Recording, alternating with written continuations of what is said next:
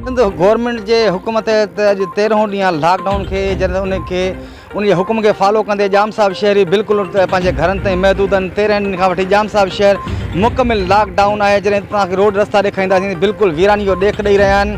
ऐं आउं तव्हांखे ॿुधाईंदो हलां त हिते जेके पोरियत जेको तबक़ो आहे उहो सख़्तु मुश्किलातुनि खे मुंहुं ॾेई रहियो आहे। जॾहिं त तव्हांखे इहो ॿुधाईंदो हलां त रिलीफ कमेटी जो जेको चेयरमैन आहे इम्तियाज़ शेख, जंहिं चयो त जुमे जे ॾींहुं तव्हांजे जेके शहरनि में टाउन कमेटी ऐं यूसिस जे चेयरमैन थ्रू तव्हांखे जेके मज़दूर तबक़ो आहे उनखे राशन ॾिनो वेंदो।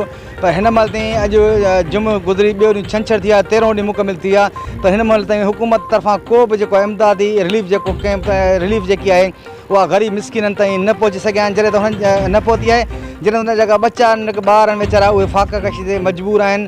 ऐं सुबुह साण निकिरंदे ई ग़रीब तबक़ो जेको आहे पोढ़ा ॿार तोड़े औरतूं बि जेके आहिनि ॿाहिरि निकिरी करे सरंदी वारनि जे दरनि ते बीठा आहिनि त मन किथां असांखे राशन मिले, किथां असांखे को रिलीफ मिले। पर हिन महिल ताईं को बि हुननि खे रिलीफ न पहुची सघियो आहे त हू पंहिंजे घरनि ताईं पंहिंजे बचनि में जेको आहे हुननि खे का बुख जेकी आहे उहा पेट जी उजाए सघनि। जी इम्तियाज़।